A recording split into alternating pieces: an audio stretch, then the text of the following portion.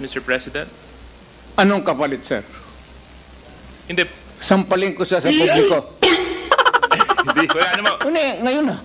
Wala pong ganunan. Mr. Chairman. I'll give you, sasampalin ko sa Mr. Chairman. Ayaw, di ba? Bunsod nito, agad na sinuspindi ang pagdinig. Presidente ako. Nagagastos ako sa gobyerno. Bakit ako magbubuhay sa mga putang inang yan?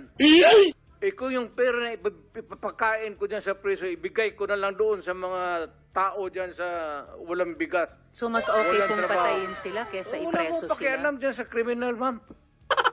So thank you for Kung making that pakialam sa kriminal kung saan silang impernong gusto nilang pumunta. Well, Mr. Chair, for the record, You make your own history in this planet. yes, Mr. Yun ang Chair. gusto nilang mangyari. Doon sila sa impyerno at doon tayo magkita. Well, Mr. Chair, wala namang jurisdiction ng Senado sa impyerno. Dito lang sa bansa natin pwede tayong Ba't mag-investigate. doon tayo pupunta? Well, wala po akong ambisyon pumuntang impyerno.